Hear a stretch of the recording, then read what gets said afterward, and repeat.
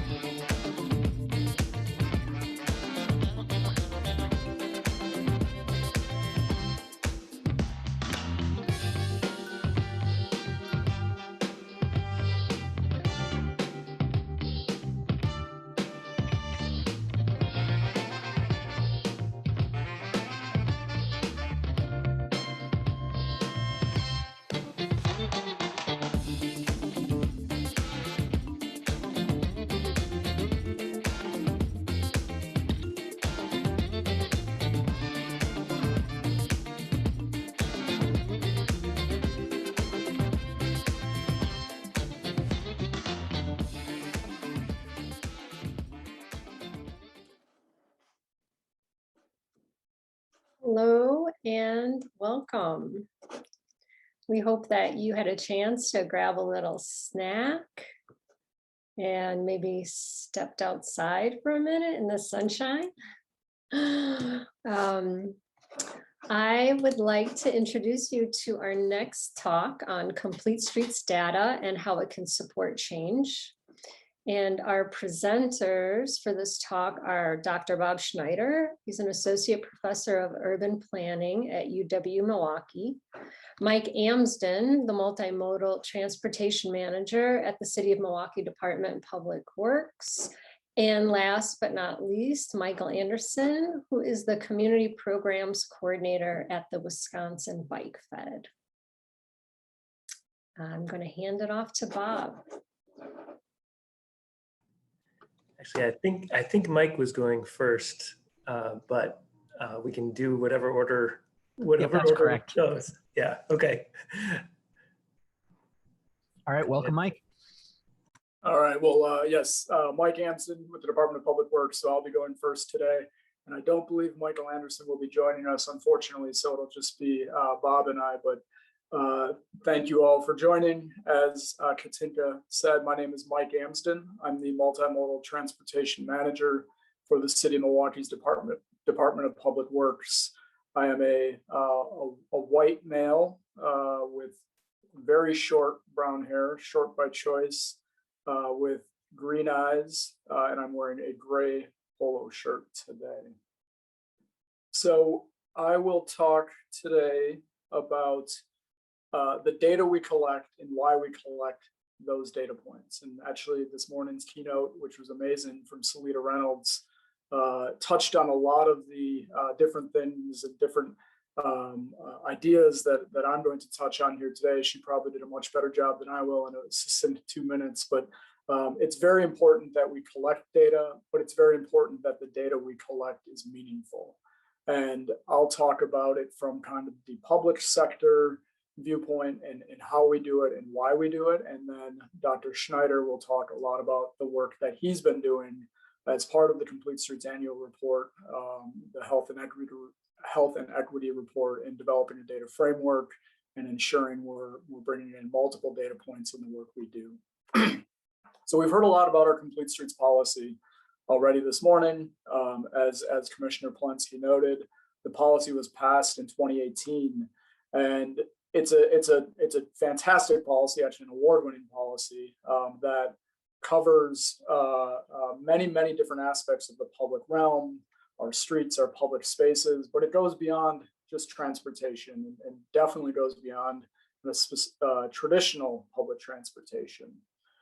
Some of the bolded words you see here are things that we've committed to in our Complete Streets policy. So I think traditionally when you hear Complete Streets, the go-to talking point is providing safe and comfortable access for people walking, biking, taking transit, driving, and that's people of all ages and abilities. And that's absolutely at the forefront of our Complete Streets policy, but we go beyond that. We talk about things like having a livable city, improving access to neighborhoods, prioritizing not only safety, but also health, focusing on how our streets and public spaces can foster better economic growth, especially in those small businesses that Salita talked about this morning.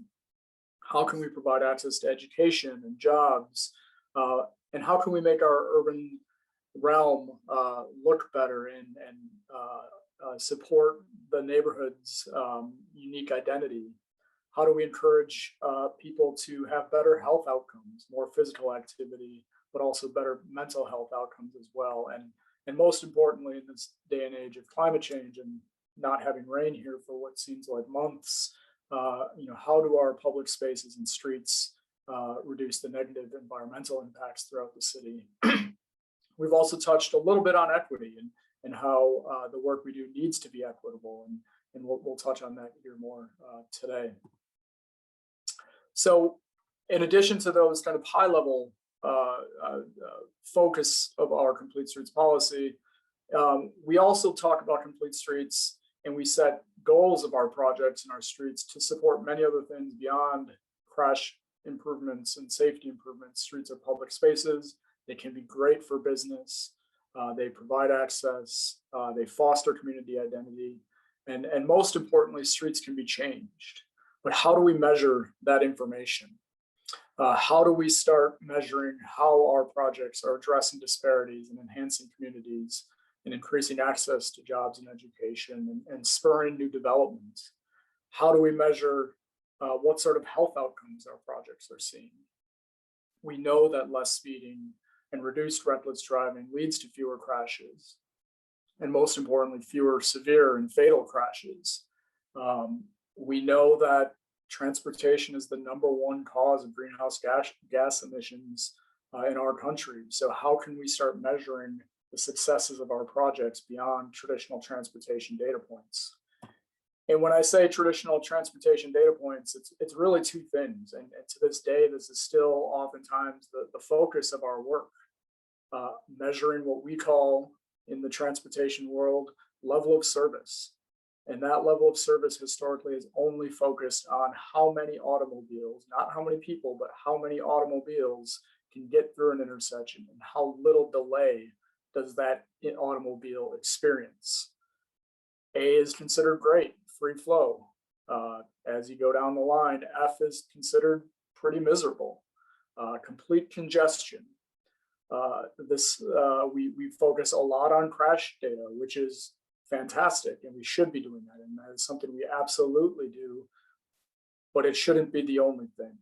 And for those wondering, this slide is purposeful in saying car accident statistics and not car crash statistics, because that's kind of the mindset that we've always had, is that these are the only things that we should be measuring. Accidents are accidents, but they're not. They're crashes. They can be prevented. So how can we start doing a better job?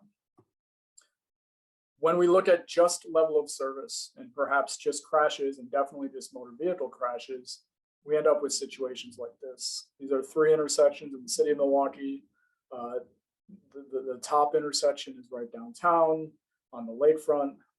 The middle intersection is 35th and Capitol, which many people here know and understand how bad of an intersection that is. And the bottom is on the near north side, just out of downtown.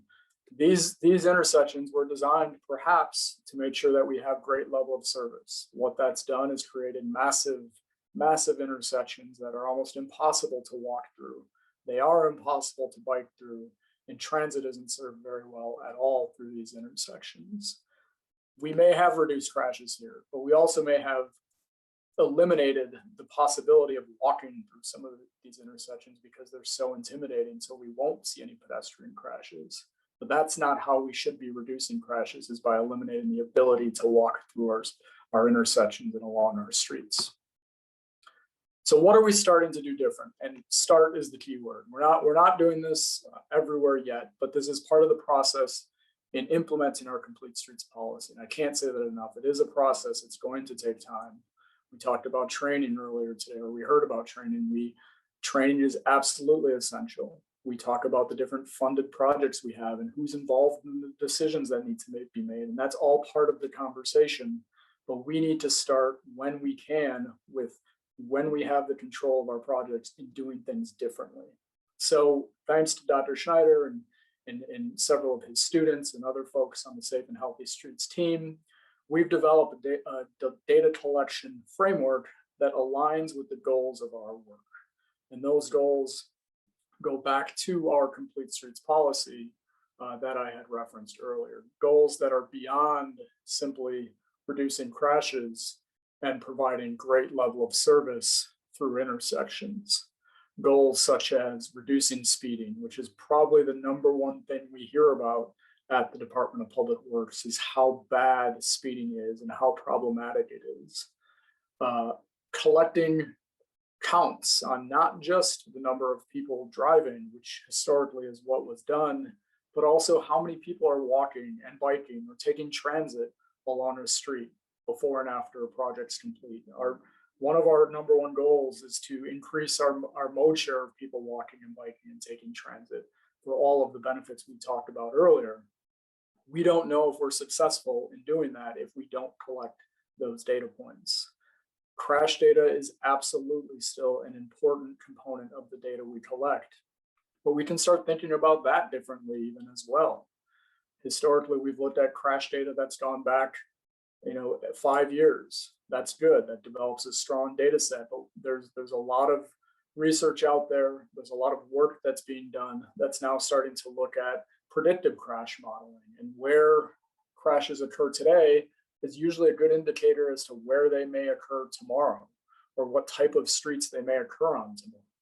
And that's the type of proactive work we need to start doing to make sure we're addressing problems before they happen. And that asterisk there for all projects, we're talking about all kind of projects that actually change the street. This isn't something we're doing when we're reconstructing a pedestrian curb ramp, for example, but anytime we're changing a street, these 3 data points are data points that we absolutely should be collecting to make sure that we are seeing positive impacts in the work we do. But with that said, every project is unique and every street is unique. And we need to be looking at those streets and those projects and talking to people who live on those streets or work on those streets or travel along those streets to truly understand what other issues are at play and what other goals we should identify as part of our projects so that we can collect appropriate data throughout. Things like passing on the right is something we hear about all the time in Milwaukee, probably second most behind speeding. How do we start measuring impacts on the work we do? We're trying to put in more curb extensions or bump outs, and sometimes we face resistance in doing that. But if we can start showing the benefits of reducing passing on the right and collecting data, that will go a long ways. Sidewalk bicycle riding or scooter riding often comes up. So collecting those data points so that we can have conversations on fact and on data, not just on opinion and what people may see. Red light running, things like that. Every single project is trying to address a different problem or problems. And we have some very high level goals that are typically going to be the same, but every project also has individual goals that we should be trying to address. So some of those things that we're doing, we need to get creative and go beyond just counting at an intersection or collecting data that may already be available. We need to talk to people. We need to understand what they're seeing and what they're experiencing and what their lived experiences are on these corridors. Safe passages pre and post walks. And thanks to the partnerships we have with the Safe and Healthy Streets team and many community members, have started doing walks or bike rides along our projects, both before and after a project is completed. That allows us to experience the street firsthand and experience the street in the mindset and in the eyes of somebody who's not just driving along that street, but walking along that street or riding a bike along that street, which again, something Salita had talked about earlier today. Surveying community members to get at things such as perception. What's it like to actually walk across a street, or why don't you walk across a street at a certain location? That's not something that we can readily get unless we start talking to people. We also need to do and are doing a lot more work around looking at how the curb face and curb lanes are used. Where is parking heavily used? Where is it not heavily used? What sort of loading needs are there on a certain street?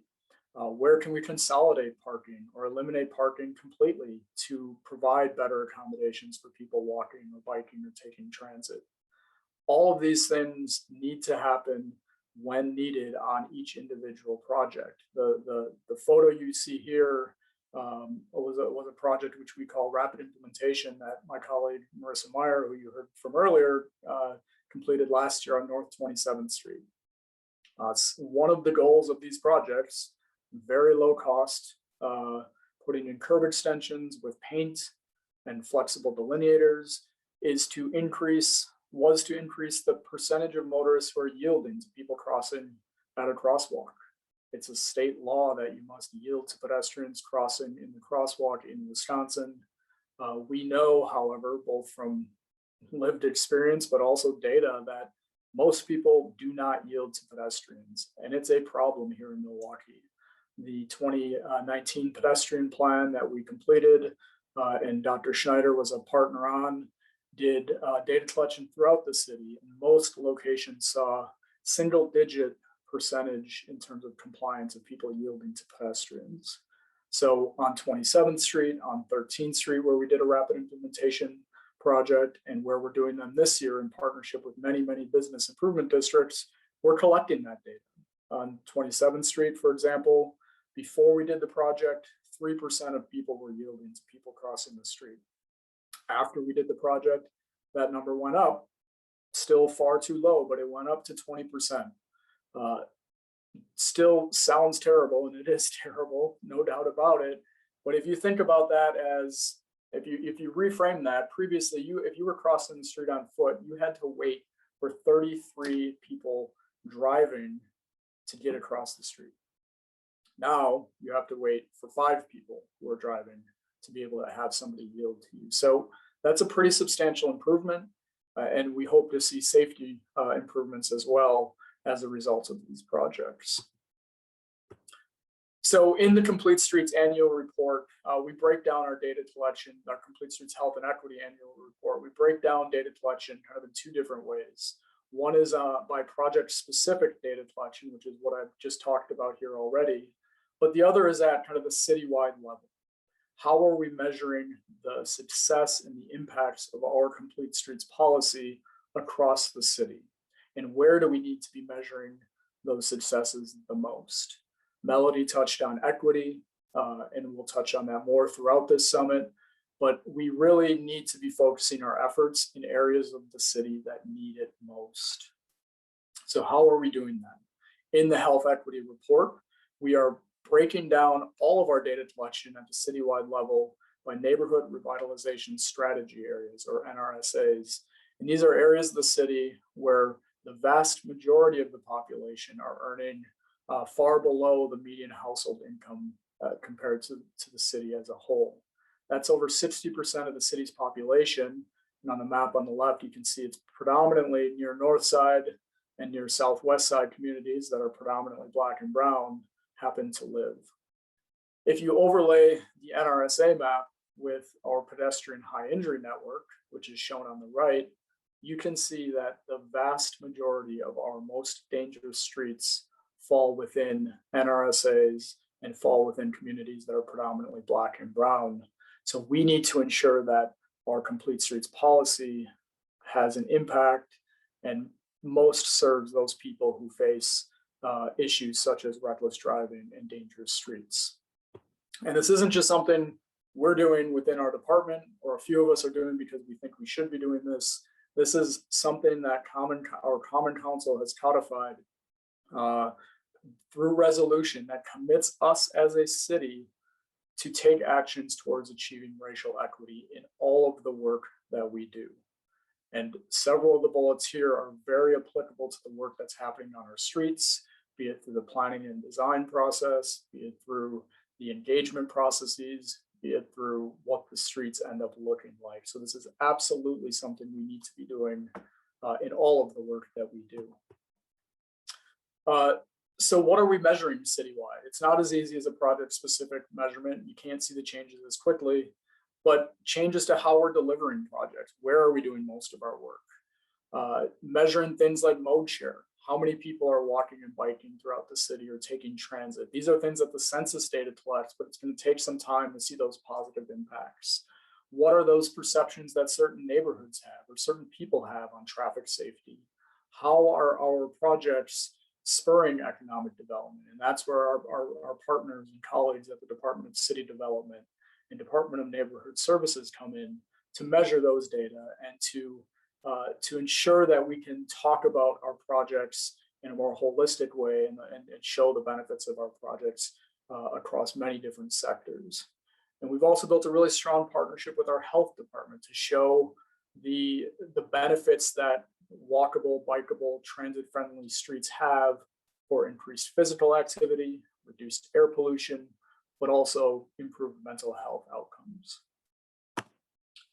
Here's just an example of some of the data we're collecting in the Health Equity Report. And if you haven't seen that, excuse me, that report, I encourage you, if you're a city employee, I think it's absolutely mandatory and necessary that you look at the report. but we were breaking down data across many different variables, citywide versus NRSAs. So you can see here, for example, pedestrian fatalities are occurring far more often in the NRSAs than they are citywide. So this is absolutely something we need to be mindful of. We need to collect these data, and we need to be intentional about where we're targeting improvements to make sure we see improvements in areas that need it most. So in the annual report, you'll also see a couple different case studies. You'll see successes, but you also see projects that we probably could have done better on. South Chase Avenue is an example. This is a project kind of long in the making. So this predates our Complete Streets policy, but it goes to show the importance of having that policy in place and the importance of collecting meaningful data and having meaningful public engagement to ensure that we're developing numerous design alternatives and design alternatives that are created with community input and reflect the needs of the community that the project lives in. The project itself here, it resulted in some improvements, but it didn't reach its full potential. Knowing what we know now, there are things we would do differently, and there are things that we are doing differently going forward. We've also seen some pretty quick successes and successes on projects that don't require a lot of money. The North Hawley Road Viaduct project is a great example of that. We received a lot of complaints from residents and the alderperson about speeds, high-speed traffic in the right lane, right adjacent to a sidewalk. And we were asked to do something to make the street safer and more comfortable for all users. We held community walks, we held traditional meetings, and those community walks were really, really impactful for the project team to experience walking on a viaduct with a sidewalk that abuts a travel lane where people are driving 50 miles per hour. That's a pretty harrowing experience, and it's not very enjoyable, and probably something that most of us wouldn't allow our children or our grandparents to do by themselves. So we, by not using a lot of money, reduced the number of driving lanes, added protected bike lanes, and by doing that, pushed motor vehicle traffic away from the sidewalk. And we saw some pretty incredible reductions in speeds. So we measured that. And we also measured traffic impacts on side streets, because that was a concern that was voiced at some of those community walks, is please don't push traffic to other streets. So we measured that to make sure that after the project happened, we could go to these people who lived on those streets with data to make sure that what they were experiencing matched the data we collected to show that traffic did not increase on their streets. And then something else that I found really, really helpful is we held an after walk. So after the project was complete, we went out and walked the corridor again and gathered some of that information and data from people, and that firsthand knowledge that you can't collect just from looking at a GIS map or a spreadsheet, but really talking to people to get feedback on what those changes that we did created for people who are using that street. So these are all things that we can do, things we can do relatively easily and relatively inexpensively. So that is all I have, and I will turn it over to Dr. Schneider here now. Thank you.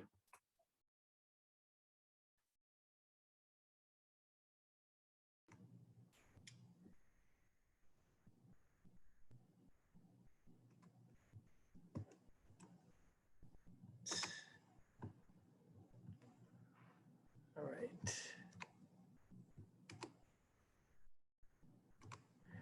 Thanks so much, Mike. Really appreciate the thoughtfulness that goes into what the city's doing. And I want to follow up on your presentation and emphasize that,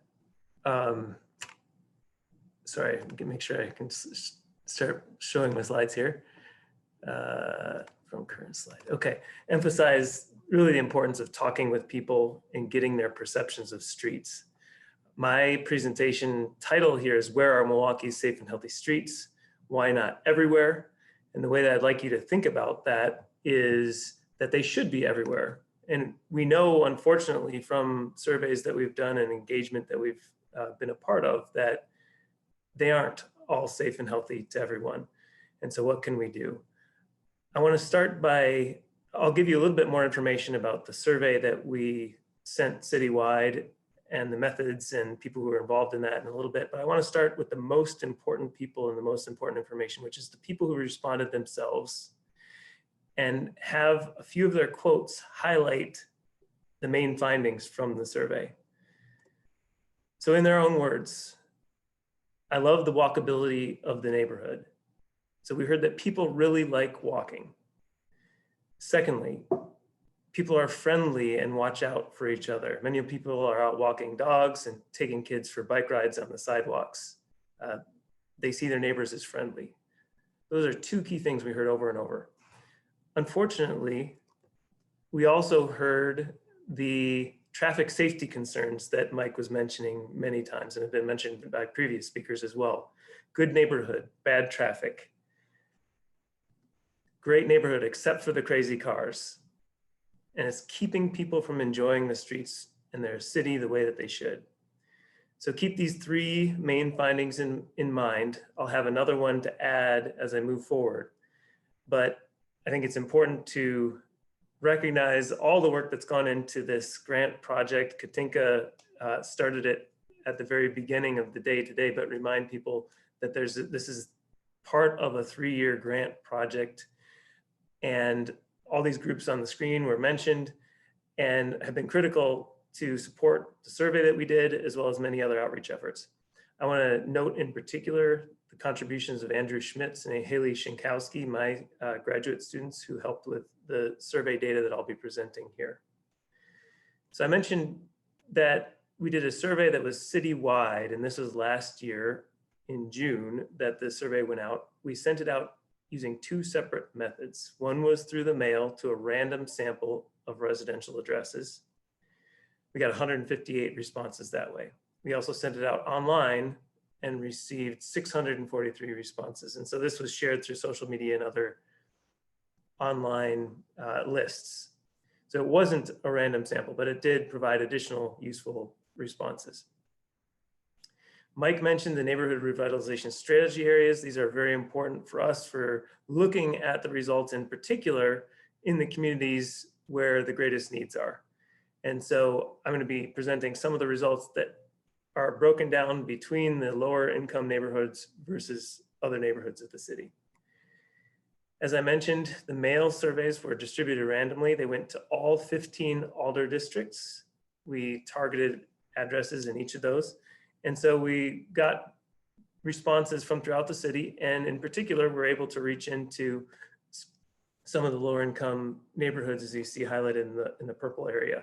The online surveys were more concentrated on the east side, closer to the lake, as well as in the Washington Heights neighborhoods of the 10th Alder district. Those still spread throughout the city. Those are the greatest concentrations. So as we look at the data, when I focus on the mail surveys, there's 37 of them that come from within the NSRAs, 121 outside of those. To go back to the main points that we found, first of all, Milwaukee residents like walking, and both the mail and the email respondents, walking was their most enjoyable type of transportation. They also liked biking, and driving got pretty high responses as well, but walking was number 1. Friendliness of neighbors came out as the top characteristic that was rated as good or very good for their neighborhood in the mail survey, and it was also very high among the online or email respondents. Those 2 points kept on coming up over and over again. My neighbors are nice. The neighborhood is friendly. People are friendly and watch out for each other. So that's a great thing to hear from residents of the city. On the other end, from neighborhood characteristics, traffic speed was at the bottom or second to bottom for characteristics that were rated as good or very good. And these concerns of traffic safety were repeated again and again in open-ended respondents. There's a lot of reckless driving on the streets of Milwaukee. It's dangerous. These responses came as open-ended responses, even though we didn't have anything that specifically said the word reckless in the survey. 55 people said the word reckless with respect to driving. And they were all across the city saying this. So we know this is a serious issue. Within the reckless driving issue, traffic safety or speeding is one of the critical pieces of that. And Mike mentioned that just before. people saying cars that exceed the speed limit are causing serious danger on the roads. Cars drive so fast on nearby streets, it's scary to walk. So it's affecting the way people use their streets and perceive their streets. And you can see the responses about poor or very poor traffic speeds in the neighborhood are spread all across the city. Now, with that said, there are some very clear disparities in the perceptions of streets and neighborhoods across the city. As one example, I want to show you this map of the respondents who said that traffic is unsafe or very unsafe for walking. So more than 45% of respondents said that it was unsafe for walking in the Alder districts highlighted in the darkest red color. So that's at least 3 times higher of a proportion than the residents in the Alder districts colored white. So we have some serious disparities. And if we really want safe and healthy streets everywhere, we need to be concentrating and really addressing the problems that exist in many of our neighborhoods, which tend to be communities of color and places that have experienced disinvestment over time. One of the ways that I'm doing this is by looking specifically at the 158 male responses because they are more randomly selected. And in the graphs that I'm going to show next, I'm going to compare the lower versus higher income neighborhoods. Lower is going to be highlighted in purple, where higher is gray. So if you look at the enjoyment of different types of travel modes, in almost every case, the wealthier neighborhoods have higher levels of enjoyment of any mode, including walking. Biking, there's a very large disparity, more than 40 percentage points. People not in these lower income areas are not seeing biking as an enjoyable activity. And part of that has to do with concerns about traffic safety. And all these modes shown here, the lower income neighborhoods are perceiving the traffic safety to be unsafe or very unsafe at much higher rates than people in higher income neighborhoods. Personal security, the same story.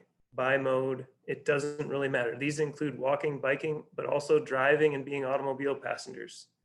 If you're concerned about your safety and concerned about your security while you're on the street, that makes your experience of life not as nice. And so people are saying this clearly in their responses. They emphasize, of course, traffic speed, and you see this in lower income and higher income neighborhoods. The perceptions are a little bit more negative in the lower income neighborhoods, but still also negative in the higher income neighborhoods. But I want to draw your attention to a few other disparities. And this is in terms of places to walk to, cleanliness, and opportunities for exercise. So these all represent what I would call perceived disinvestment in lower income neighborhoods. And just highlighting the walkability aspects. Looking at some higher income neighborhoods in Alder District 3, you see quotes like, "My neighborhood is very walkable and safe. I like that there are stores and restaurants nearby." They're mentioning going to restaurants, coffee shops, corner stores, those sorts of things. Whereas if you look in some other neighborhoods further on the north and northwest sides, I wish there were more nice businesses within walking distance. So there's a disparity here. What should be done? Mike and I think every presenter before him mentioned the importance of engaging with community members. So that's number one. And yes, the city is doing a better job now getting out and participating in community walks. Our Safe and Healthy Streets group has met with community groups in this way.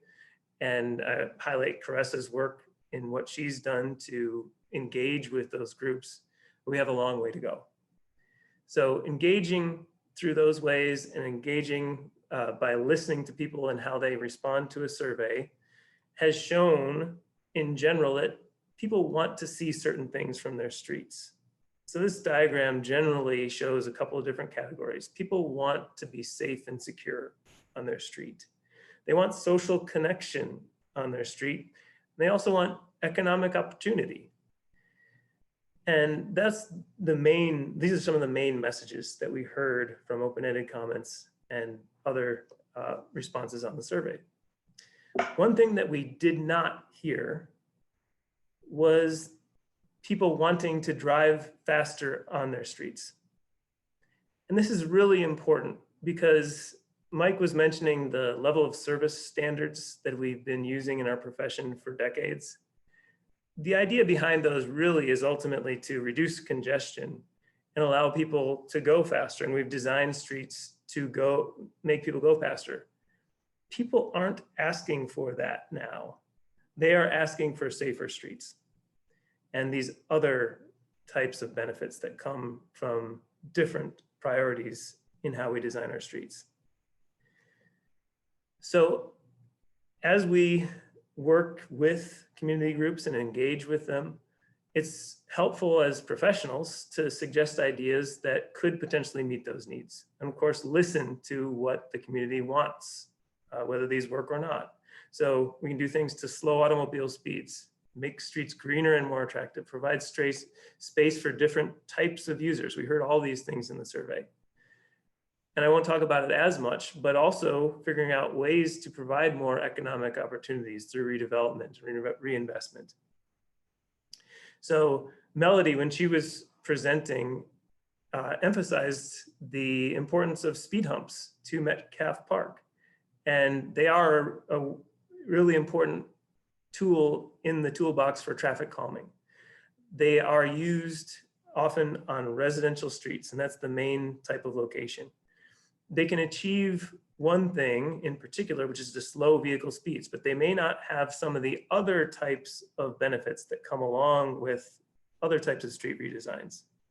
So when we talk about what opportunities there may be to redesign the streets using this complete streets approach, where not only do we redesign the street for slower speeds, we also provide space for other types of transportation like protected bike lanes, enhanced pedestrian crossings, and a more attractive streetscape. All these things can help achieve even more objectives than speed humps themselves. And we're doing that sort of thing in Milwaukee. And you saw some pictures from previous presenters, North Avenue Bridge, for example, on Kilbourne Avenue downtown. James and Marissa and Mike have all worked on the rapid implementation projects. Here's one change along Fratney Street as it goes through the Locust Street intersection along a neighborhood greenway or bicycle boulevard, the North 27th Street project that Mike mentioned. These are things that are helping make the streetscape more attractive and slow traffic. I want to emphasize that speed humps are one potential way to contribute to neighborhood greenways or bike boulevards. Here's some examples from Portland, Oregon, where they've slowed the speed limits on neighborhood streets through traffic calming measures, but also lowering the speeds to 20 miles an hour. And they allow bicycles and pedestrians to cross some streets where cars can't, for example. We are developing our first neighborhood greenways here in the city, as you heard from James about the Washington and Scott project. But here's what we've already done on Fratney and Wright Streets. And that neighborhood greenway includes curb extensions, traffic circles, and connects between parks and other major destinations in the neighborhood that people want to go to. As we think about our streets, we can also think about the curbside space to allow more beautification, more green in our neighborhoods and along some of our arterial streets too. We could use this space that had once been parking for cars for green space. We can use it for the Active Streets for Businesses program, where the parking spaces were converted to outdoor seating for restaurants, especially during the pandemic, which was a lifesaver to a number of restaurants. These help to slow speeds as well as provide social opportunities and economic opportunities at the same time. I also want to emphasize that we have some great plans in the city. We've already seen a little bit about the Milwaukee pedestrian plan. Many of these types of treatments are called for in that plan. And so it's important to implement this. But the pedestrian plan is one in a series of plans that talks about making these types of improvements. So it's important for community members to know these plans exist. The Southeastern Region, Wisconsin Regional Planning Commission has a Vision 2050 plan that has a low stress bike network proposed on many of our streets, major streets through the region, including in the city. Our neighborhood greenways or bike boulevards have been proposed since 2010 in the city's bike plan. And so we've gotten one done so far, and there's others in the planning, but much more to be done. And if you think these improvements for walking and biking or pedestrian and bicycle facilities are just for pedestrian and bicycle safety, it's important to know that this is really benefiting everybody in the community, even people who are passengers or drivers in cars, because it makes it safer on the street for all users.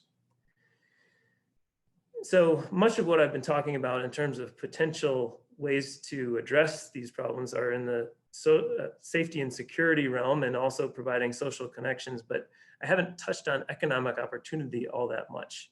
And we often don't get to do that through street design changes. These pictures are from the 27th Street corridor, and the rapid implementation project that was done there was very well received from the community. But when we surveyed people there, they also said, you know, the buildings are still boarded up. We still don't have places that we would really like to walk to on this street. So it's so important to remember that as we do street design improvements, we also need to be talking about economic opportunity and reinvestment. So thinking about where are there opportunities to have more jobs come back into the city where they've been lost decades ago. Century City is one example in the heart of the North Side. Having redevelopment for walkable businesses, like being done at the Villard Commons along Villard Avenue. These are great examples. These should be done all across the city to provide local business opportunities. And to emphasize the main finding, a positive side from the beginning, we really like our neighbors. We like to walk. Safe and healthy streets provide opportunities to be with them. We shouldn't let high-speed streets that have been designed just for cars to keep us from being with our neighbors. So I just want to say a final word about the surveys themselves and how we can improve representation even more. I mentioned that the mail surveys were randomly selected addresses from throughout the city, but they still were relatively underrepresented in our lower income neighborhoods. Certainly compared to the online survey, they did a better job of representing Black, Hispanic communities, larger households, zero-card households, and families with kids. But they still didn't represent them to the levels that they are represented in the overall city population. So it's important to think about ways to engage people in person through surveys, as well as looking for other ways to meet people and talk with them about what their needs are for their streets. So thanks to all the partners who've been involved with the survey, and we'll take questions at this point.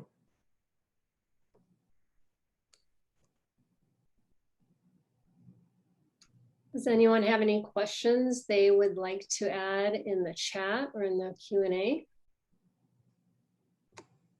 Not quite yet.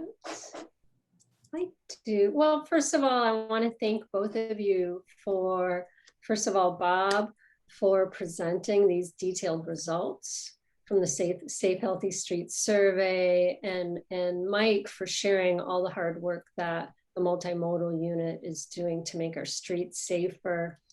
I have a broad question and then some more detailed questions, but something that came out of both of your presentations was that walking is the most enjoyable form of street use, and yet, you know, there's so much emphasis on safety and speeding, and not so much on the joy, right? And even the long-term health benefits of safe, healthy streets. So my broader question for you is, what do we need in the more immediate moment that we can start collecting that data or arguing for changes that aren't just safety oriented.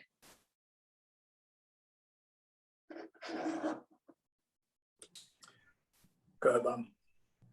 I was just going to say, one thing that we saw from the survey, and this is one question we decided to ask, which is basically, how would you change your behavior if street, sidewalk, and trail conditions were better?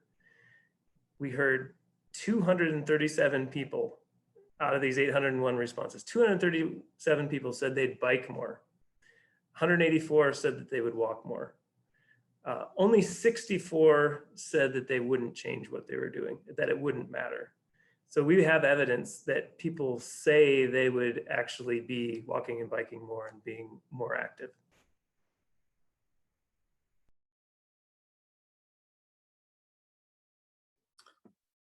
I would also add to that, I think it's very difficult to gather information on kind of the joy of walking.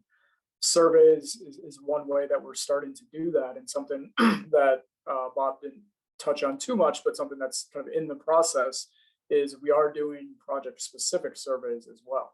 So the North 27th Street Rapid Implementation Project, which we highlighted, that project did include, for the first time, a kind of a before and after survey. The results aren't available yet, but that's a way to get at a project-specific corridor or location to understand, what benefits a project brings to enjoyment and comfort. I would say that, I could say this 1,000 times, like getting out and walking with people is, to me, the best way to understand the impacts that our projects have on people's enjoyment and happiness. The Hawley Road walk, the North and Locust Street walks we did, the anecdotal and kind of verbal confirmation of the work we're doing, it's very impactful on project designers and project managers. And just, for reference, like recently we've had a couple great in-person press events, Marissa Meyer's Safe Routes to School project, Kate Reardon's Active Streets project, where we're out walking with community members. And those are, to me, like the best parts of my job, because you hear firsthand from people how impactful the work is that we're doing on making streets more enjoyable places to be. So we are, I think the 27th Street survey is really going to provide some good insight, and something that we hope to replicate in other projects going forward. Thank you. We do have a question from David Tapia. Can we pipe David in? Yep, David, you are live. If you can just unmute your mic, go ahead with your question.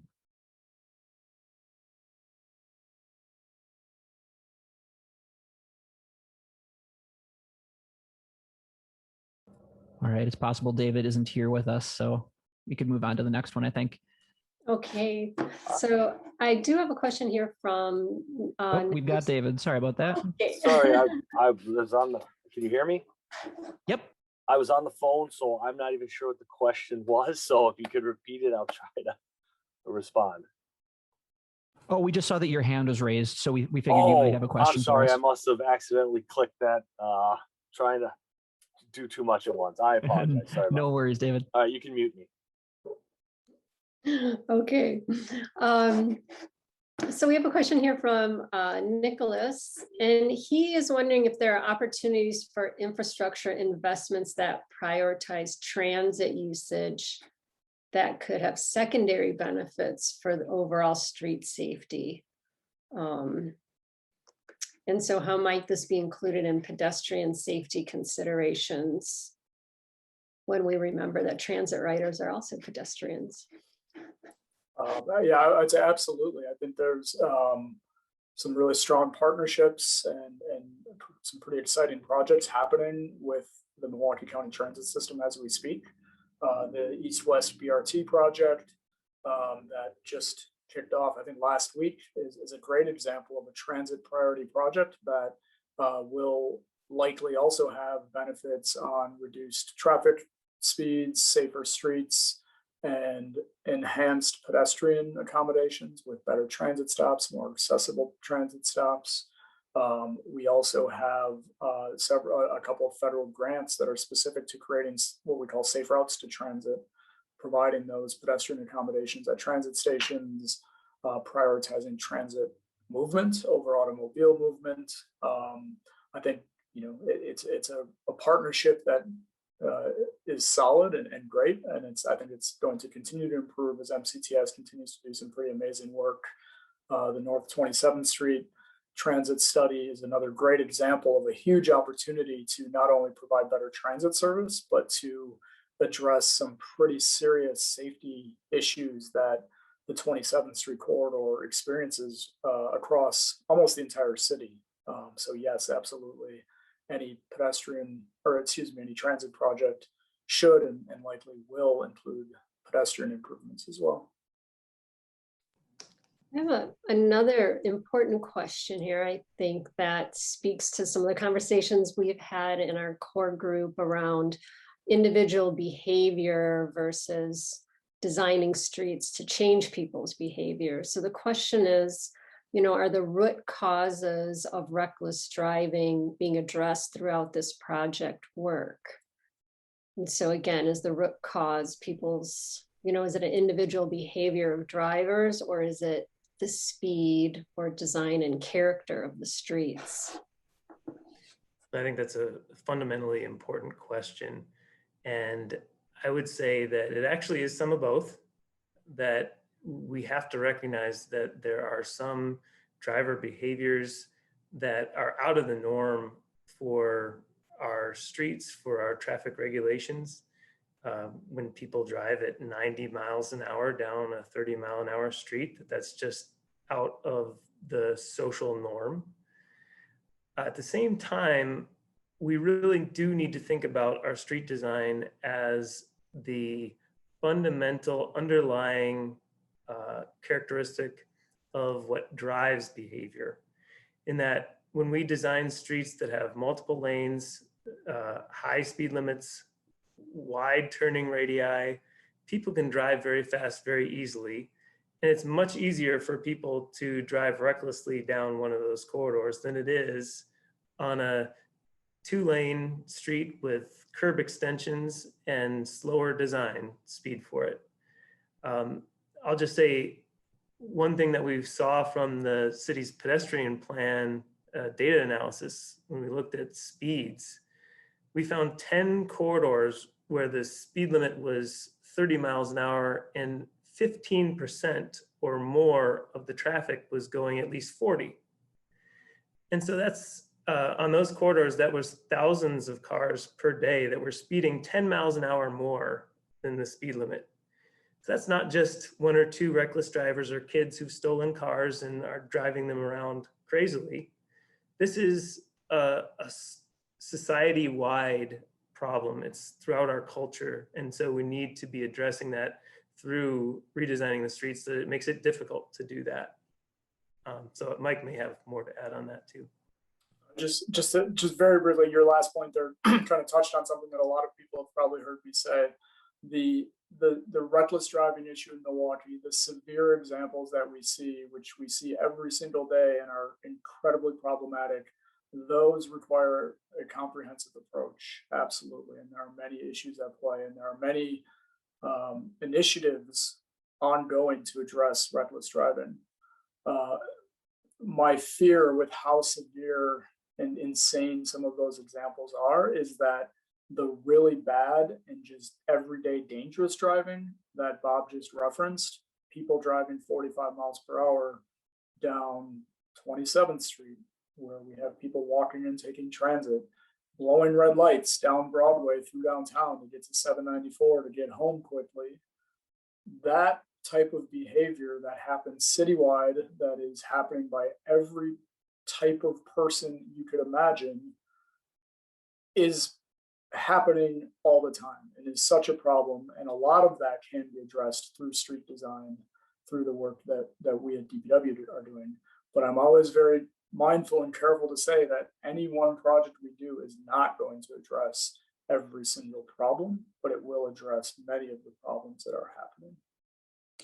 Yeah, well, you hit on something, that we live in this culture of urgency and a culture of speed that I think cross-cuts a lot of different groups and neighborhoods.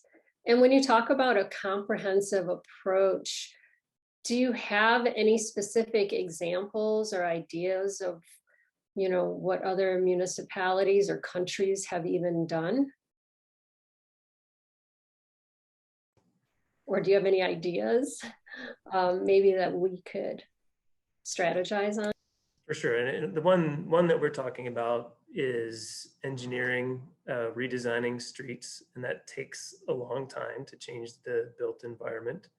There's also educational strategies. And so making sure that students who are in MPS, for example, have access to free or very low cost driver's education programs.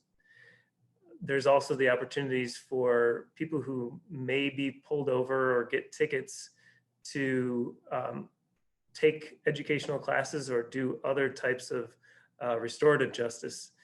Instead of having to get a big fine or lose their driver's license, hopefully learn in a different way and contribute positively and have it not be an experience that completely limits their economic opportunity. So there's some really important ideas that need to be thought about when we get into the education and work with law enforcement, but those are other types of approaches that are used as a comprehensive strategy.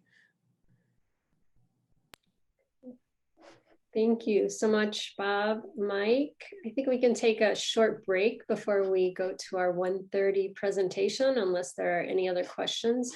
We do have someone in the chat who does GIS and is interested in volunteering. So we'll make sure, David, that we get that to Bob and Mike.